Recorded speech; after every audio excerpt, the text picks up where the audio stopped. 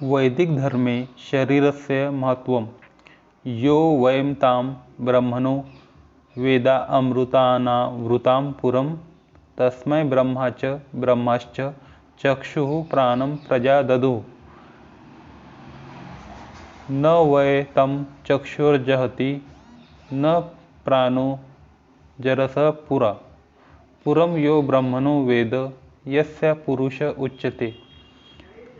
अष्टाचक्र नवद्वारा देवानां पुरयो अयोध्या तस्यां हिरण्यमयः कोशः स्वर्गो ज्योतिषावृतः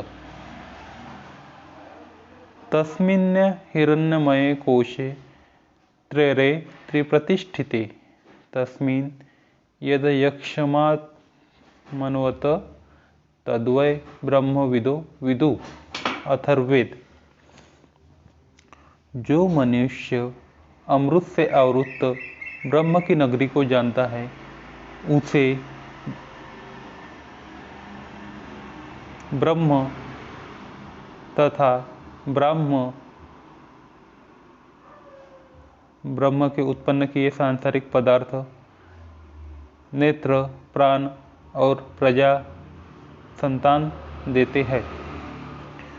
जो मनुष्य इस ब्रह्म की पुरी को जिसमें वास करने के कारण उसे पुरुष कहा जाता है जानता है उसे चक्षु तथा अन्य इंद्रिया और प्राण वृद्धावस्था से पूर्व नहीं छोड़ते। यह 8 चक्रों और 9 द्वारों वाली देवों की अयोध्या नगरी है। इसमें ज्योति स्वरूप मन से व्याप्त सुवर्णमय हितकर और रमणीय उपादान में निर्मित स्वर्ग रूप हृदय रूप कोश है। यह सुवर्णमय स्वर्ग रूप कोश 3 अरों वाला तथा 3 स्थानों पर टिका हुआ है।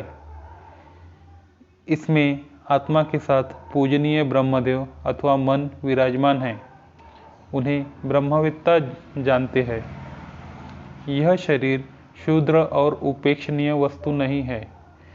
दीर्घ सायु वृद्धावस्था पर्यंत इंद्रियों के सामर्थ्य की स्थिरता तथा उत्तम संतान लाभ के लिए इससे अंग प्रत्यंग का जानना अत्यावश्यक है। इस शरीर के जानने वाले को संतान लाभ होता है।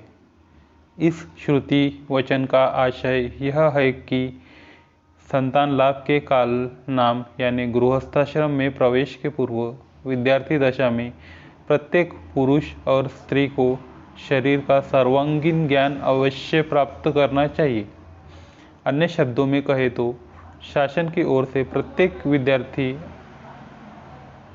और विद्यार्थिनी के पाठ्य विषयों में शरीर की रचना क्रिया स्वस्थ व्यवहारिक निदान चिकित्सा कामशास्त्र सुप्रजनन शास्त्र संतान पालन आदि विषयों का समावेश होना अनिवार्य होना चाहिए। तैत्तिरीय उपनिषद प्रपाठक 7 अनुवाक 9 में निर्दिष्ट प्राचीन पाठ्यक्रम में प्रजा प्रजन और प्रजाति विषयों द्वारा कामशास्त्र सुप्रजनन शास्त्र तथा संतान पालन इन 3 विषयों की परिगणना की गई है। शरीर के इस सांगोपांग ज्ञान को ही ब्रह्म ज्ञान कहते हैं। इसे जानने वाले ही ब्रह्मविद कहलाते हैं।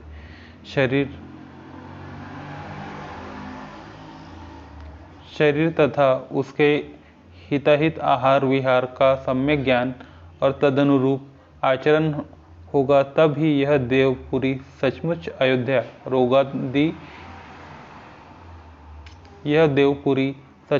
अयोध्या रोगादि से आक्रमण न की जाने सकने वाली योग्य पुरी बन सकेगी और पुरुष अपने संपूर्ण अभिष्ट सिद्ध कर सकेगा। अधिक युद्ध संप्रहारे यह शरीर अमृत अनश्वर है। शरीर विद्या के अनुशीलन अवगाहन से विदित होगा कि माता पिता के शरीर के अंशभूत पुबीज और स्त्री बीज ही प्रथम गर्भाशय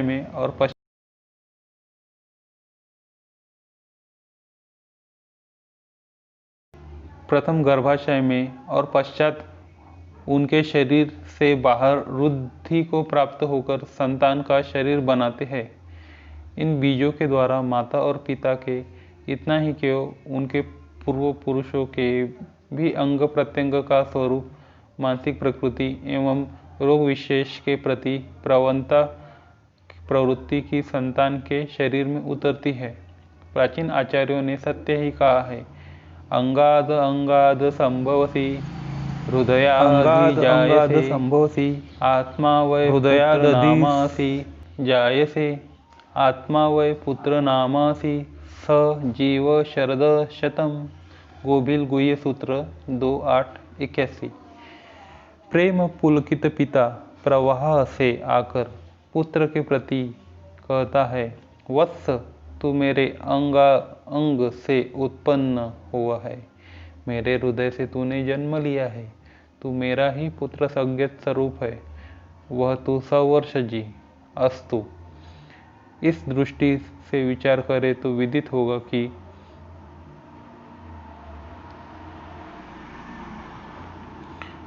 माता पिता का शरीर विनष्ट होने पर भी संतान रूप में उसका शरीर जीवित ही रहता है एवं शरीर प्रवाह से नित्य या अमृत है। सो यही देवों की अमरावतीपुरी है, यही स्वर्ग है। सबका अप्रमत्त होकर इसकी रक्षा और वृद्धि करनी चाहिए।